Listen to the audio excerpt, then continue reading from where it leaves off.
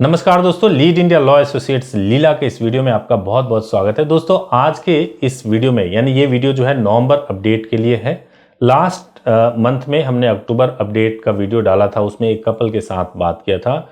उसी से इंस्पायर्ड होकर के एक और कपल है जो कि बाहर से हैं, दिल्ली के बाहर से हैं, गवर्नमेंट ऑफिस में जॉब करते हैं, आए हैं मिलने के लिए और इंक्वायरी करना चाहते हैं।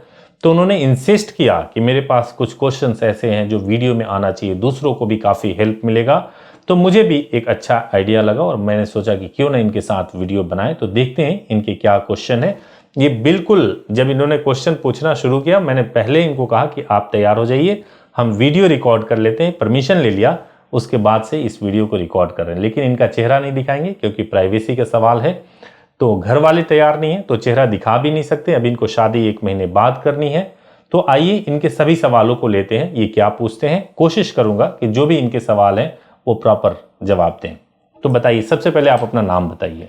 सर मेरा नाम रणवीर है जी, और आपका नाम? मेरा नाम नेहा है। ओके, ठीक है। हाँ जी सर, सबसे पहले तो थैंक यू, आपने हमें अपने ऑफिस में स्टूडियो में इनवाइट किया जी। और हम लोग बहुत कंफ्यूज हैं, दूर से आए हैं। और मैं ऑफिस गवर्नमेंट जॉब करता हूँ। मैंने सोचा कि आपसे मिलता चलूँ और थोड़ा सा मुझे शादी के लिए प्लानिंग करनी है। ठीक है। तो जानना चाहता हूँ एज के बारे में, क्या है आजकल, लाइक एज ऑन टुडे मुझे मेरा एज कितना होना चाहिए, मेरा पार्टनर का एज कितना होना चाहिए। देखिए, लड़कियों की एज अभी भी 18 ईयर्स की ही है और लड़कों की एज जो है वो 21 ईयर्स की है। अगर किसी को भी शादी करनी है तो ये एज जो है मैंडेटरी है। इसके लिए एज प्रूफ के तौर पे वो अपने डॉक्यूमेंट्स जो भी उनके बर्थ सर्टिफिकेट हो या 10th की मार्कशीट हो, डीएल हो, पासपोर्ट हो, ये सभी एज प्रूफ के तौर पे काउंट किए जाते हैं। ओके। और आजकल एक डिस्कशन चल रहा है एज को लेकर के। गवर्नमेंट लगातार बोल रही है कि लड़कियों की एज को बढ़ाया जाएगा। तो अभी ये अंडर डिस्कशन है, मालूम नहीं इस पे कब क्या होना है, अभी किसी को पता नहीं है। हो सकता है एज बढ़ जाए, लेकिन जब बढ़ना होगा तो मैं भी सूचना सबको जरूर दूंगा। चलिए, ऐसा तो नहीं कि हमें कोई प्रॉब्लम हो, लाइक हम शादी करने बाद में बोले भी एज का ये है वो। नहीं, ऐसा कोई प्रॉब्लम नहीं होगी। अभी आपकी एज तो सफिशिएंट है, मैंने आपके डॉक्यूमेंट्स देखे हैं। जी। और डॉक्यूमेंट वाइज तो आप लोग बिल्कुल परफेक्ट हैं, कोई इश्यू नहीं है। आप एज को लेके बिल्कुल परेशान मत होइए। सर, हमें मुझसे ज्यादा मेरी जॉब की करियर की प्रॉब्लम टेंशन है। हाँ अगर जी। शादी के दौरान कुछ ऐसा हो जाता है, कोई फेक चार्जेस लग जाते हैं, तो मेरी जॉब पर तो उसका असर नहीं आएगा। देखिए, सबसे पहली बात यह कि आप शादी जो कर रहे हैं, आपको ये राइट कहाँ से मिला? आपको ये राइट मिला हुआ है आपके फंडामेंटल राइट से। हमारे संविधान के द्वारा देश के नागरिकों को यह अधिकार दिया गया है कि हर व्यक्ति अपने पसंद के व्यक्ति के साथ रह सकता है, अपने पसंद का जीवन जी सकता है, वो कानून के दायरे में रह करके शांतिपूर्ण जीवन जी सकता है। इसके लिए कोई रोक नहीं सकता उसको, किसी भी तरीके से उसको रोका नहीं जा सकता। तो इसी तरीके से मैरिज भी है। मैरिज बिल्कुल व्यक्तिगत मामला होता है, आप जिसके साथ चाहें आप शादी कर सकते हैं। तो जब आप कानूनी तरीके से आपको यह अधिकार मिला हुआ तो जॉब में क्यों इशू आएगा? जॉब में बिल्कुल भी इशू नहीं आएगा। और यदि आपके ऊपर कोई फेक मुकदमा रजिस्टर्ड हो जाता है, फेक मुकदमा क्या रजिस्टर्ड होता है? ये होता है कि लड़की का आपने अपहरण कर लिया, उसके साथ आपने रेप चार्जेस लग जाते हैं। लेकिन शादी के बाद से पहली बात कि 48 आवर्स तक नहीं हो सकता, कोई मुकदमा रजिस्टर्ड नहीं होता 48 घंटे तक। जानकारी। दूसरी बात कि 48 घंटे के बाद अगर कोई फर्जी मुकदमा रजिस्टर्ड भी हो जाता है तो भी क्या रजिस्टर्ड होगा? यही कि आपने अपहरण किया है, यही कि रेप चार्जेस लगा दिया। आप खुद भी तो जाओगे ना थाने में, बाद में एसपी ऑफिस में जाके बोलोगे जिसका अपहरण किया वो यहाँ पे मेरी वाइफ बैठी हुई है और इसके साथ क्या चार्जेस आपने रेप वगैरह के लगाए हुए हैं, आप देख लो कि इसमें जेन्युइननेस है या नहीं है। आपके वाइफ का स्टेटमेंट हो जाएगा। तो बिल्कुल भी कोई समस्या नहीं है, आप शादी करिए और आप अपने डिपार्टमेंट को जब चाहें इन्फॉर्म कर दीजिए कि ये हमने शादी कर लिया, मैरिज सर्टिफिकेट दे दीजिए, कोई इशू नहीं है इसमें। तो ऐसा तो कोई दिक्कत नहीं है, जैसे शादी तो कर लें, ठीक है। जैसे रहता है कि शादी कर ली, अब दोनों ही गवर्नमेंट एम्प्लॉयज हैं हम, तो बाद में कभी ऐसा हो, क्योंकि ये चीज बहुत सुनी गई है कि बाद में जॉब पे बहुत ज्यादा इफेक्ट पड़ता है, जॉब जाने के भी चांसेस होते हैं। नहीं, बिल्कुल भी नहीं। मैं पूरी तरह से आश्वस्त करता हूँ और आपको मेरा पर्सनल नंबर मिलता है। अभी जब बुकिंग हो जाएगी मेरा पर्सनल नंबर मिलेगा। आपको कभी भी कोई भी इशू हो तो बात करिएगा। और हमारे यहाँ से लीला के माध्यम से कई सारे आर्मी के लोग, नेवी के लोग जो बड़े रैंक पे हैं, कर्नल रैंक पे हैं, उन लोगों ने शादियाँ की है और बहुत ज़्यादा करते हैं। जो पहले से डिवोर्स्ड हैं, उनकी एज 55 साल की है, उन्होंने भी शादी की हुई है। और वहाँ पे जो मैरिज सर्टिफिकेट हम देते हैं वो उसको यूज करते हैं। लोग विदेश जाने के लिए मैरिज सर्टिफिकेट को यूज करते हैं।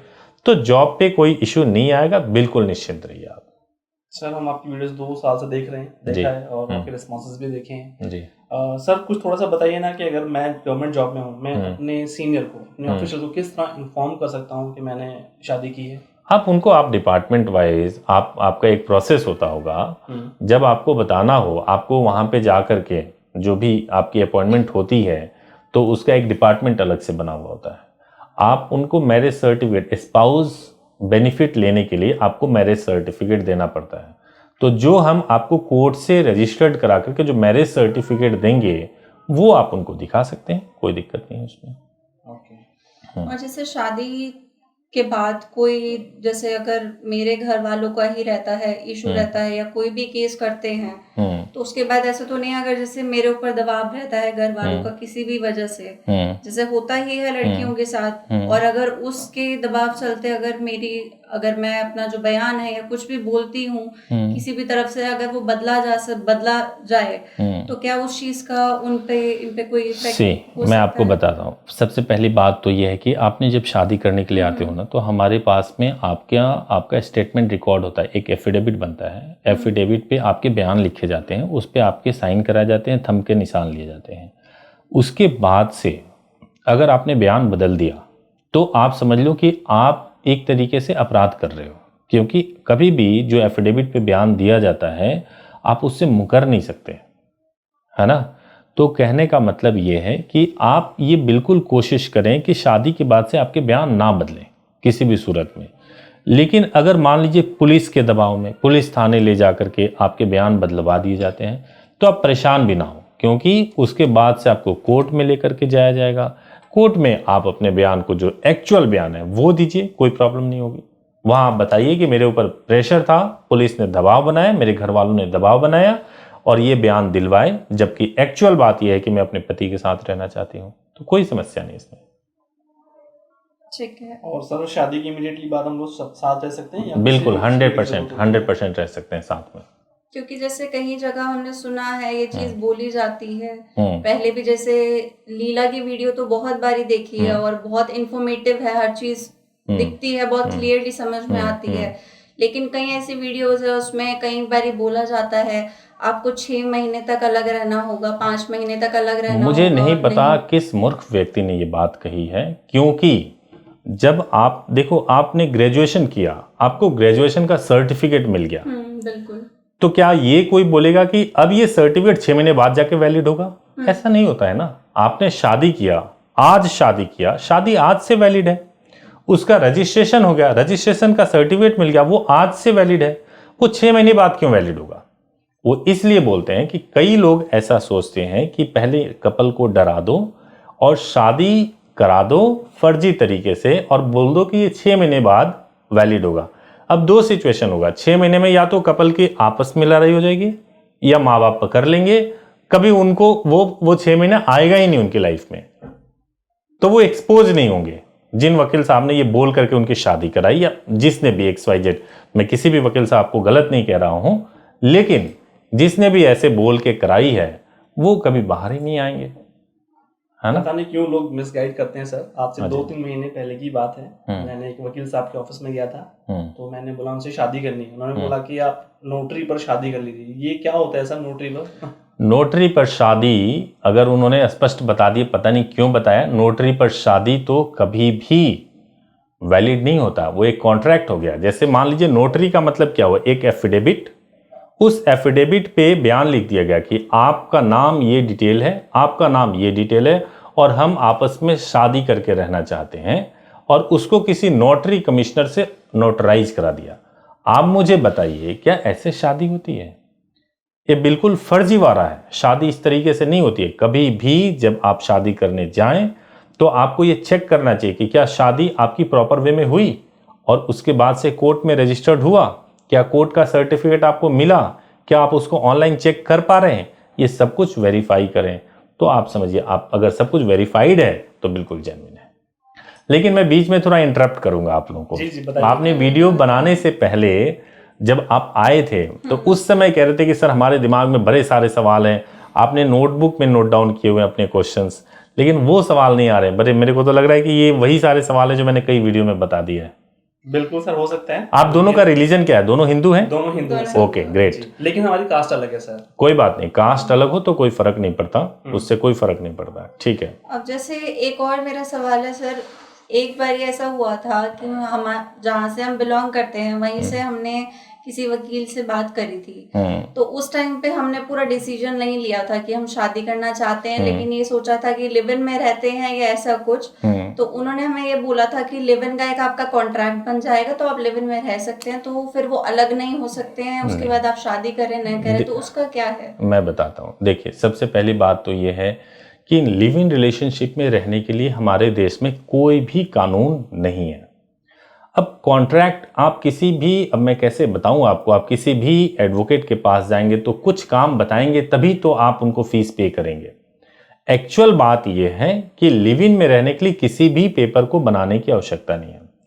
दो लोग जो एडल्ट लोग हैं जिनकी एज हो चुकी है, वो अगर फैसला करें कि उन्हें एक छत के नीचे रहना है, एक साथ रहना है, पति पत्नी के तौर पे रहना है, उसको लिव इन रिलेशनशिप कहा जाता है। उसको शादी की मान्यता कभी नहीं मिलती है। महिला के साथ में अगर कोई डोमेस्टिक वायलेंस हो जाता है, जो लिव इन पार्टनर उसके साथ कोई वायलेंस करता है, तो उसको वायलेंस के तो हक मिलेंगे, लेकिन पत्नी का हक नहीं मिलेगा। तो आजकल ये चलन है कि पहले लिव इन में रह करके देख लेते हैं कि सही है नहीं सही है, फिर शादी का फैसला करें, ऐसा कई लोग करते हैं। तो ये आपसी विश्वास पे टिका हुआ रिश्ता है, इसके लिए कोई कागज बनाने की आवश्यकता बिल्कुल भी रिक्वायरमेंट नहीं है। एडल्ट आपका क्या मतलब है सर? एडल्ट मतलब कि लड़की की एज 18 ईयर्स और लड़के की 21 ईयर्स होनी चाहिए लिव इन में भी रहने के लिए। ओके। बालिग होनी चाहिए वो, ठीक है। और उसका रीजन ये है क्योंकि नाबालिग लोगों के जो नेचुरल पेरेंट्स होते हैं, वो गार्जियन जो होते हैं वो उनके माँ बाप होते हैं। जब आपके लिए कानूनी तौर से 18 साल से अगर आप कम हैं और आपके बिहाफ पे डिसीजन लेने का पूरा अधिकार अगर माँ बाप को है, तो वो आपको अलाउ ही नहीं करेंगे लिव इन में रहने के लिए, तो आप रह नहीं सकते, है ना। तो लेकिन जैसे ही आप 18 के हो जाते हैं, आपको फैसले लेने का अधिकार मिल जाता है, तो आप फैसला लीजिए कि आपको किसके साथ रहना है। सेटिस्फैक्टरी। अब जैसे आप हमारी कॉल पर बात हुई थी, यहाँ पर ही आपके यहाँ पे बात हुई थी, सारी चीजें हमें बहुत अच्छे से बताई गई थी, पूरा मैरिज का प्रोसीजर सब कुछ। मैं थोड़ा सा 1 मिनट के लिए रोक रहा हूँ, मेरे अपने दर्शकों के लिए बता दीजिए कि आपको क्या बताया गया था। आप मुझे ये बता दीजिए कि डॉक्यूमेंट्स में जो है क्या क्या लगता है, ताकि ये नवंबर अपडेट है, लोगों को पता भी चल जाए आपका प्रोसेस क्या है। सबसे पहले तो मेरे को ये बता दीजिए कि डॉक्यूमेंट्स में जो बताया गया था वो क्या था आप लोगों को? डॉक्यूमेंट्स में जो बताया गया था वो आधार कार्ड था, पैन कार्ड है, 10th की मार्कशीट, और हम 6 फोटो, पासपोर्ट साइज फोटोग्राफ बोली गई थी हमें। ओके। 2 गवाह बोले गए थे कि जो मैंडेटरी हैं, गवाह होने ही चाहिए, जो कि हम भी खुद मानते हैं कि गवाह नहीं होंगे तब तक शादी पॉसिबल नहीं है। गवाह के भी डॉक्यूमेंट बोले गए थे, आधार कार्ड, पैन कार्ड, ठीक है, 2 पासपोर्ट साइज फोटो, उस अकॉर्डिंगली सारी चीजें बताई गई थी। ठीक है, ठीक है। तो वो प्रोसेस तो क्लियर है ना कि आपकी शादी, आप चूंकि अलग अलग स्टेट से हैं, तो आपकी शादी दिल्ली से होगी। और दिल्ली में जो है पहले दिन शादी होगी, दूसरे दिन रजिस्ट्रेशन होगा। और गाजियाबाद से तब होती है शादी जब आप में से कोई एक यूपी का रहने वाला हो। हालांकि आजकल प्लेस ऑफ मैरिज के बेसिस पे गाजियाबाद से शादी हो रही है, एक ही दिन में हो सकती है, और आपका जो एड्रेस है वो भी नहीं चेंज होगा, है ना। ये भी प्रोसीजर शुरू हो चुका है गाजियाबाद में। लेकिन कई लोग प्रीफर करते हैं दिल्ली से करना, कई प्रीफर करते हैं गाजियाबाद से करना। जिसकी जो चॉइस है, दोनों जगह से कराया जा सकता है। वो आपके ऊपर डिपेंड करता है कि आप कहाँ से करवाना चाहते हैं। पूछिए अपना। प्लेस ऑफ मैरिज का क्या प्रोसेस है? प्लेस ऑफ मैरिज का मतलब ये हुआ कि पूरे इंडिया में कहीं भी रहने वाला व्यक्ति कहीं पर भी जाके शादी कर सकता है, ये तो ठीक है जी। लेकिन कोर्ट्स के जुरिडिक्शन होते हैं। कोर्ट ये कहती है या तो उसके एरिया में आप रहते हो या उस एरिया में कोई एक्टिविटी हुई हो, तभी उस कोर्ट में आप काम करा सकते हो, है ना। तो प्लेस ऑफ मैरिज का मतलब हुआ कि आप गाजियाबाद में आए, आपने वहां आर्य समाज में शादी की, तो उस कोर्ट के जुरिडिक्शन में आपने शादी कर ली, तो इसी वजह से उस कोर्ट में जाकर के आप शादी को रजिस्टर्ड करा सकते हैं। और इसमें जो आपका एक्चुअल एड्रेस है, जो आपके आधार कार्ड पे है, वही एड्रेस आपके मैरिज सर्टिफिकेट के ऊपर आएगा। तो इसको बोलते हैं प्लेस ऑफ मैरिज के बेसिस पे शादी करना। इसमें कुछ नोटिस वगैरह का तो कुछ भी नहीं। शादी में किसी भी प्रकार से कोई भी नोटिस घर पर नहीं जाता। ठीक है। और सर मैं जब आ रहा था तो मेरे एक फ्रेंड है, उन्होंने शादी की है और वो रजिस्ट्रेशन कराना चाहते हैं, तो हमने ये क्वेश्चन दे दिया था कि सर से पूछ लिया जाए। एक्चुअली जहाँ शादी होती है रजिस्ट्रेशन आप वहीं करा सकते हैं।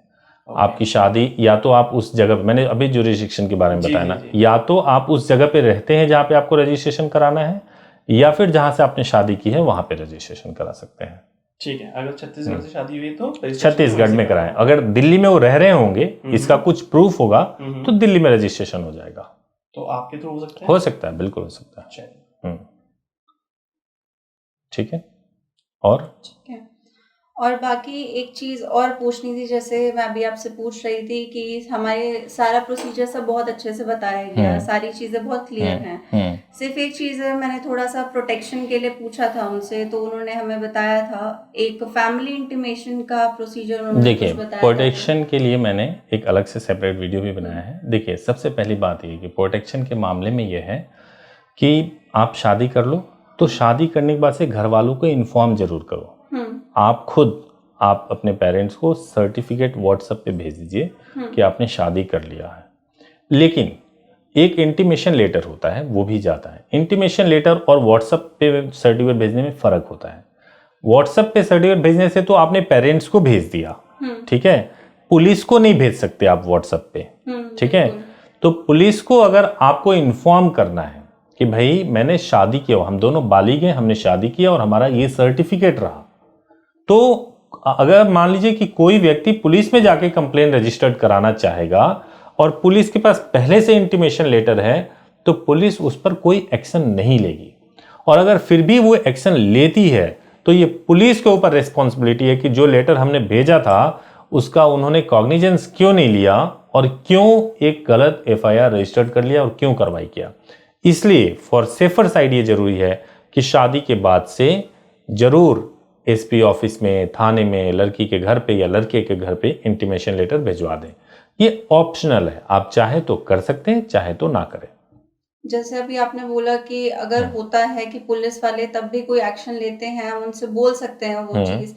अगर इसी चीज में अगर हमें कभी आपकी जरूरत पड़े, कभी आपसे मदद चाहिए, तो हम आपसे डायरेक्टली बात कर सकते हैं। मैं आपको बताऊं, हमारे यहाँ पे मैं अपना पर्सनल नंबर देता हूँ। पर्सनल नंबर आपको कब मिलता है? बुकिंग के बाद मिलता है। क्यों बुकिंग के बाद मिलता है?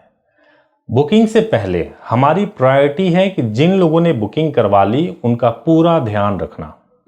मैं बुकिंग के बाद अपना पर्सनल नंबर इसलिए देता हूं ताकि आपने पूरी इंक्वायरी की हमारे हेल्पलाइन नंबर पे, आपका ट्रस्ट बना, उसके बाद से आपने बुकिंग करा ली, तो अब हमारा फर्ज है कि आपके ट्रस्ट को और मजबूती के साथ उसको आगे बढ़ाएं, है ना। तो इसलिए मेरा पर्सनल नंबर होता है। किसी भी स्टेज पे आप मेरे से बात कर सकते हैं, कोई इशू नहीं है। रात को 12 बजे 2 बजे फोन ना करें, उस वक्त मैं भी सोता हूँ। बिल्कुल सर। हाँ सर, मुझे पूछना था कि लीला में और जो दूसरे सर्विस प्रोवाइडर में क्या फर्क है सर? मैं क्यों, व्हाई शुड आई चूज लीला? सही, ये तो आप बताइए कि आप यहाँ आए क्यों हैं।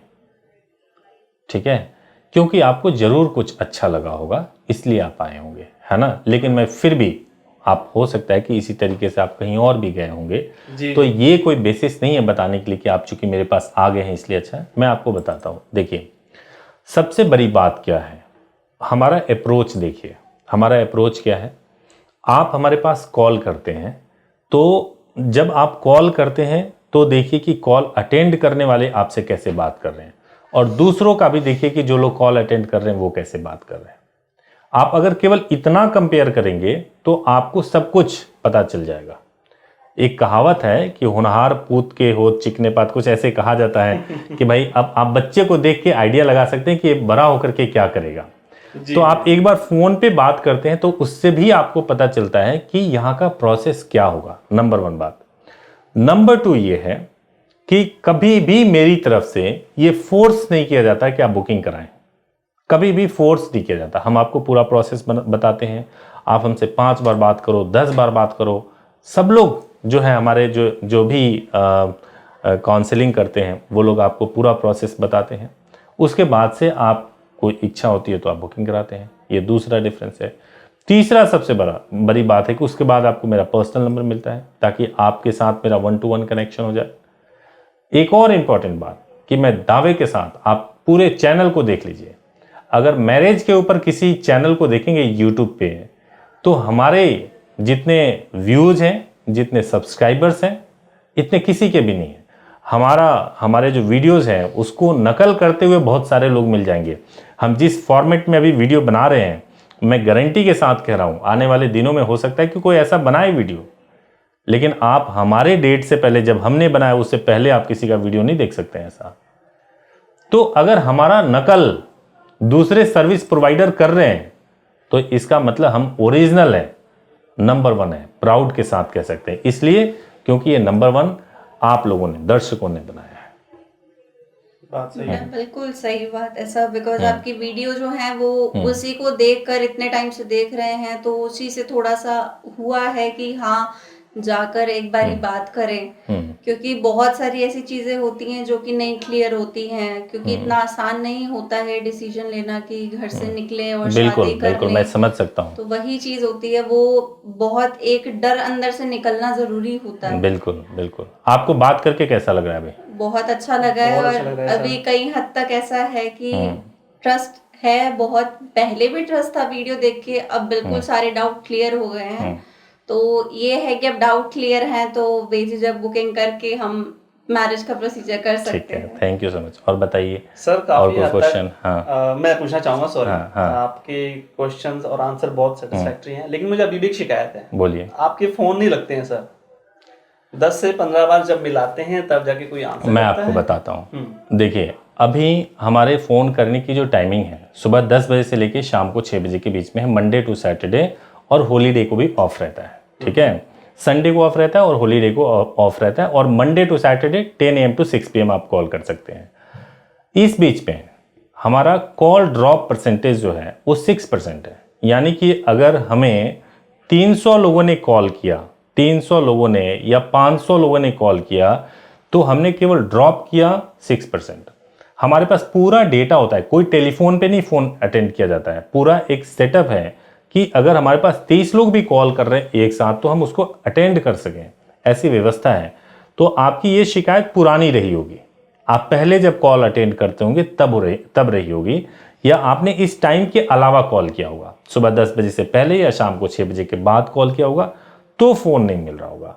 और ये समस्या तो अब खत्म हो जाएगी क्योंकि मेरा पर्सनल नंबर आपको मिल जाएगा। बिल्कुल सर, पर्सनल नंबर जैसे आप कह रहे हैं कि आप पर्सनल नंबर आपका मिलेगा, तो ऐसे ही आपका पर्सनल नंबर सारे जिन्होंने बुकिंग कर रखी होगी या जो भी होगा सबके पास नंबर होगा, तो प्रेशर कम हो जाता है ना। देखो, जिसने बुकिंग कराई हुई है तो उसमें शादियां होती रहती हैं, तो फिर उनका प्रेशर कम हो जाता है, वो कॉल्स कम करते हैं। जिनकी बुकिंग हुई होती है वो कॉल कर, और एक सेटिस्फेक्शन हो जाता है ना।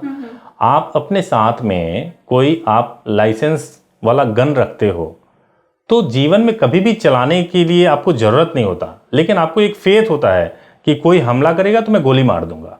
बिल्कुल। फ़ोन भी मेरा वैसे ही है कि कोई अगर आपको टेंशन होगी तो आप मुझे फ़ोन कर लेंगे, टेंशन होती ही नहीं। बिल्कुल सही बात है ना, ये है। आपके जवाब बड़े अच्छे लगते हैं हमें। जी, थैंक यू सो मच। आपके जवाब, आपकी वीडियो अगर कोई चीज ना समझ में आ रही हो तो आपकी वीडियो देख लेते हैं, तो उसी से सारी चीजें ऐसा होता है कि क्लियर हो जाती है। Thank you so much, thank you so much. काफ़ी इंस्पायरिंग है आपकी वीडियोस, आपकी इन्फॉर्मेशन काफ़ी इंस्पायरिंग है, लेकिन जब हम रियलिटी में आपका कॉल या हेल्पलाइन नंबर ट्राई करते हैं तो उस लेवल की हमें एक सेटिस्फैक्शन नहीं मिलती है, तो कहीं ना कहीं कमी है। मैं आपको एक और बात कहना चाहता हूँ, अगर एक आपको भी कोऑपरेट करना पड़ेगा। मैं सभी दर्शकों को कहना चाहता हूं, अगर आपको सेटिस्फेक्शन नहीं मिल रहा है तो जब कॉल एंड होता है तो हमारे सभी काउंसलर्स, जितने लोग भी हमारे लीगल ऑफिसर्स हैं जो फ़ोन पे बात करते हैं, वो आपसे कहते हैं कि हम आपकी कॉल को फीडबैक के लिए ट्रांसफ़र कर रहे हैं। आपसे पूछ रहा हूं, क्या आप फीडबैक देते हो? अगर आप फीडबैक दोगे तभी तो हमें पता चलेगा कि क्या कॉल्स में खराबी है। मेरे पास तो जो रेटिंग्स मिल रहे हैं वो सभी 5 out of 5 दे रहे हैं। मुझे निगेटिव फीडबैक मिलेगा तभी तो इतने प्लेटफॉर्म है, नेगेटिव लिखो, मैं तो कमेंट्स में देखता हूं कि नहीं मिलता। यूट्यूब पे इतने लोग, ये मैं बहुत thanks to God, thanks to हमारे व्यूअर्स, मुझे नहीं कमेंट्स दिखता। लेकिन अगर आपके साथ में देखो ऐसा है, आप मेरे से डायरेक्टली बात कर रहे हैं तो आपको अच्छा लग रहा है, तो आप इस चीज़ को बहुत अच्छा अप्रिशिएट कर रहे हैं। बिल्कुल सर। लेकिन जो हमारे जो लीगल ऑफिसर्स हैं वो भी अपनी तरफ से बहुत अच्छा करने की कोशिश करते हैं। कोई चूक रह गई हो स्पेसिफिक बताइएगा, हम जरूर करेक्ट करेंगे उसको। सर मेरा लास्ट सवाल ही है कि फीस को लेकर, चार्जेस को लेकर हमें थोड़ा सा लाइक हमने और भी जगह पता किया था, तो उनकी कंपैरेटिवली मुझे लग रहा है कि आपके प्राइसेस थोड़े से ज़्यादा हैं। मैं आपको बताता हूँ, देखिए फीस को लेकर के क्या होता है, मैं आपको, आप अलग अलग जगहों पे जाएंगे तो सबके अलग अलग तरीके हैं। क्या तरीके हैं, कुछ लोगों को बुलाने के लिए फ़ीस कम कर देते हैं कि भाई फ़ीस कम रखो ताकि कोई आपके पास आ जाए। जब आप पहुंचेंगे तो आपसे जो है वो आपके डॉक्यूमेंट्स पैसे ले लेंगे, फिर आपको कमियां बताएंगे कि ये कमी है, फिर इसमें ये कमी है, उसके लिए ये पैसे लेंगे, उसके लिए पैसे लगेंगे, और कुल मिला के हम जो फ़ीस लेते हैं ना उसके मतलब 2 टाइम्स ज़्यादा वो पैसे लेते हैं जो हम फीस लेते हैं। आप हमारे पास कभी भी फ़ोन करो, 4 बार इंक्वायरी करो, 50 बार इंक्वायरी करो, जो फीस है हमेशा एक ही बताया जाता है। वो क्यों? क्योंकि रीजनेबल है, वो इसलिए क्योंकि हम जेन्युइन फीस लेते हैं और हमें फीस के बेसिस पे किसी को ना बुलाना है ना भगाना है। हमारा जो फीस है हम अपनी सर्विसेज के लिए, बेहतर सर्विसेज के लिए फीस लेते हैं, और मैं दावे के साथ कह सकता हूं कि इतना रीजनेबल फीस किसी का भी नहीं है। जी, तो आप ही बेहतर जानते हैं हमसे जी। ठीक है सर, हम लोग फिर बुकिंग करवाएंगे अभी। आप जी, thank you so much, thank you so much, thank you too, thank you so much. आप लोग वीडियो में आए और आपने क्वेश्चंस पूछा, हमारा थोड़ा लंबा चला है, देखते हैं कि कैसा होता है। जो भी इस पे जो भी फीडबैक आएगा आप भी देखेंगे। बहुत बहुत धन्यवाद, thank you so much, thank you so much.